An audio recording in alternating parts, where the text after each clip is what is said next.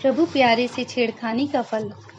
श्री सिद्धयोग परिवार से जुड़े श्री सद्गुरु के तेजांश बच्चे बलिया जनपद के श्री राजेश तिवारी के अपहरण एवं ब्रह्मांड नायक दादा गुरुदेव द्वारा उनकी वापसी की विलक्षण एवं अलौकिक घटना से अवश्य ही परिचित होंगे।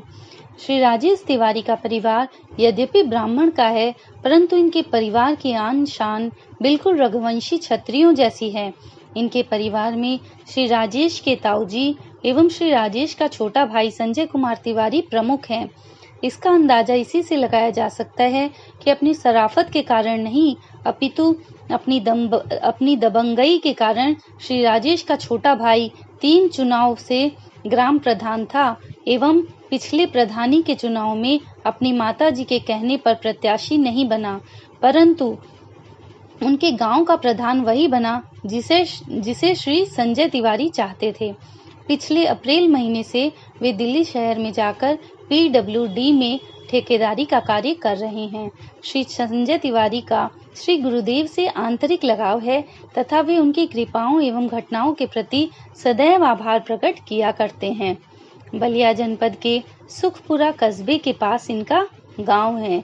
ये दिल्ली से चलकर 8 जून 2006 को अपने घर आए थे एवं 10 जून को Sukhpura state bank of India में दिन के 1 बजे भीषण डकैती पड़ी और करीब 12 लाख रुपया डकैत लेकर चले गए।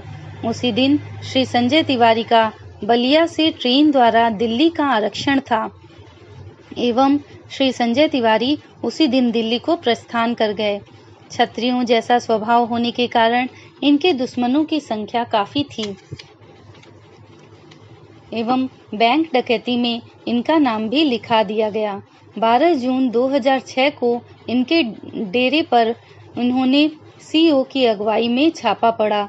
उस समय श्री राम जी तिवारी मकान की छत वाले कमरे में सो रहे थे तथा श्री राजेश तिवारी नीचे वाली कोठरी में चौकी पर बैठकर रात के करीब 12:30 बजे श्री दादा गुरुदेव जी का स्मरण कर रहे थे। श्री राजेश तिवारी को श्री दादा गुरुदेव जी ने वरदान दिया है कि जब तुम्हें आवश्यकता हो हमें याद करना, हम आ जाया करेंगे। अतः ये केवल उनकी कृपाओं का स्मरण एवं चिंतन एकांत में बैठकर किया करते थे। श्री दादा गुरुदेव जी को ये जब भी याद करके बुलाते थे, अनाथनाथ चंद सेकंड में ही प्रकट हो जाया करते थे। CO सदर कोतवाली बलिया की पुलिस छापे वाली टीम में करीब 25 लोग थे जो एक जीप एवं ट्रक से आए थे। पुलिस वाले इनके डेरे पर छापा डालने पहुंचे एवं चारदीवारी के ऊपर से चढ़कर अहाते में प्रवेश कर गए। श्री राजेश तिवारी को इन सब बातों का एहसास नहीं था और वे श्री दादा गुरुदेव जी की करुण कृपाओं का चिंतन करते हुए चादर ओढ़कर मस्ती में बैठे हुए थे। पुलिस का छापा दल अब चारदीवारी के ऊपर से कूदकर अंदर के अहाते में पहुंचा तो सबसे पहले बैठे हुए श्री राजेश जी मिले।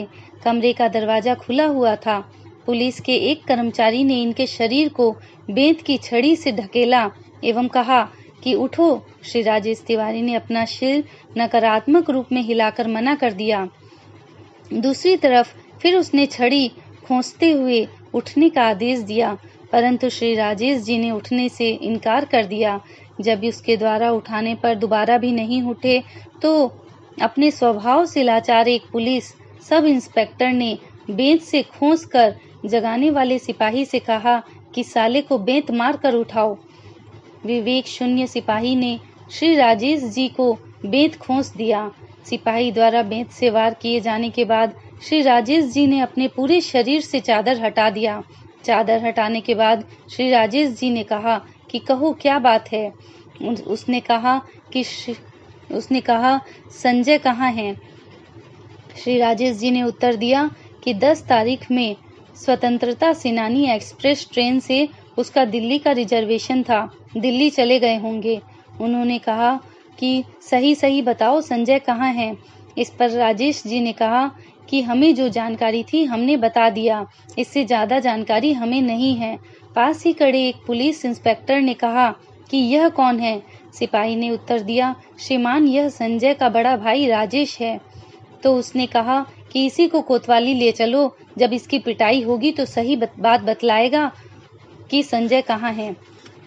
पुलिस इंस्पेक्टर की बात सुनकर सिपाही ने कहा कि जीप में बैठो और कोतवाली चलो।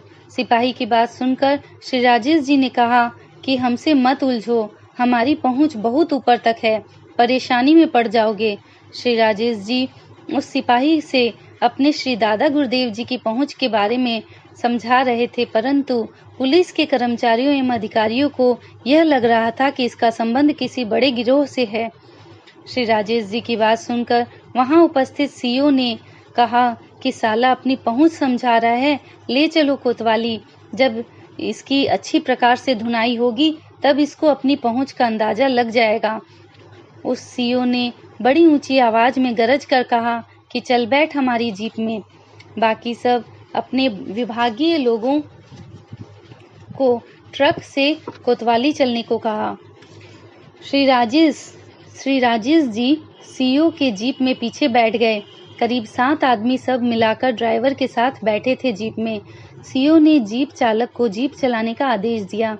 जीप चालक जीप चलाने का प्रबंध करने लगा, परंतु बहुत प्रयत्न करने के बाद भी जीप चालू नहीं हो पाई। उस समय रात्रि का 1 बज रहा था। जीप चालक ने सीओ से निवेदन किया कि सर, जीप को जोर से धक्का दिलवा दीजिए, हो सकता है चालू हो जाए। सीओ ने आदेश दिया कि ये 7 लोग जीप में बैठे ही रहें एवं गांव के करीब 10 लोगों ने जीप को चालू करने की नियत से जोर से धक्का देना शुरू किया।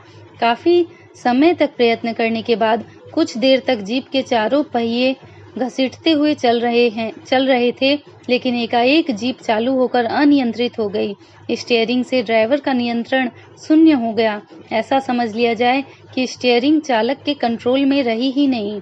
जीप तेजी से चलती हुई पुल पर चढ़ गई एवं वहां से पुल की ढलान पर दूसरी ओर पहुंच गई एवं कई फीट नीचे गड्ढे में जाकर गिर गई। श्री राजेश जी को छोड़कर सबके शरीर अंग भंग हो गए एवं उससे खून निकल रहा था। पुलिस के कर्मचारी और अधिकारी जीप से बाहर आ गए थे एवं राजेश जी से कहा कि जीप के बाहर आओ। श्री राजेश जी ने कहा कि हम जीप से बाहर नहीं निकलेंगे, हम या तो कोतवाली पर जीप से बाहर नहीं उतरेंगे या अपने घर पर जीप से बाहर निकलेंगे। सीओ ने कहा कि आप जीप से बाहर निकलते हो या नहीं? श्री राजेश जी ने कहा, हमने कह दिया है कि हम जीप से बाहर हम या तो अपने घर में उतरेंगे या फिर कोतवाली पर उतरेंगे। सीओ ने कहा कि हम तुम्हें खींचकर जीप से बाहर फेंक देंगे। श्री राजेश जी ने कहा कि हमें जीप के बाहर फेंकने से पहले एक बार यह अवश्य समझ लेना कि तुम्हारे जीवन का अंतिम कर्म होगा। श्री राजेश जी की यह बात सुनकर सीओ संभल गया एवं उसकी हिम्मत नहीं पड़ी। रात में ही उसने विभागीय क्रेन मंगा लिया एवं क्रेन से खींचकर जीप बाहर निकाली गई। जीप जब गड्ढे से बाहर आ गई तो राजेश जी जीप में बैठे ही थे तो उनके शरीर के किसी अंग पर खरोंच तक नहीं आई थी। जीप के बाहर आने पर जीप के पहले वाली सभी सवारियां जीप में बैठ गई एवं जीप का ड्राइवर जीप चलाने का प्रबंध और प्रयत्न करने लगा, परंतु पुलिस जीप चालू नहीं हो सकी। अंत में ड्राइवर ने कहा कि हमें ऐसा लगता है कि राजेश जी जीप से उतर जाने के बाद ही जीप चालू हो जाएगी। श्री राजेश जी की बातों से सीओ कोतवाली पहले ही सहम गया था, अतः अब की बार उसने बड़ी नम्रता भरे शब्दों से राजेश जी से कहा कि अरे भाई, आप हमारी जीप से उतर जाओ, हमसे गलती हो गई, हमें कोतवाली जाने दो। श्री राजेश जी आध्यात्म विद्या के चक्रवर्ती सम्राट के प्रिय बालक हैं एवं अखिल ब्रह्मांड नायक श्री दादा गुरुदेव ने उनको बता दिया था कि पुलिस वालों ने तुम्हें परेशान किया है तो तुम भी इन्हें खूब परेशान कर लेना एवं यदि वे बहुत अनुनय विनय करने लगे तो उन्हें माफ कर देना। आज श्री राजेश जी ने उनकी आज्ञा का पालनार्थ कहा, जीप से मैं 2 शर्तों पर उतरूंगा। पहली शर्त यह कि जीप हमें हमारे घर तक छोड़े एवं दूसरी शर्त यह कि हमें कोतवाली ले चलिए। बेचारा सीओ हाथ जोड़कर निवेदन करता रहा, किंतु राजेश जी टस से मस नहीं हुए।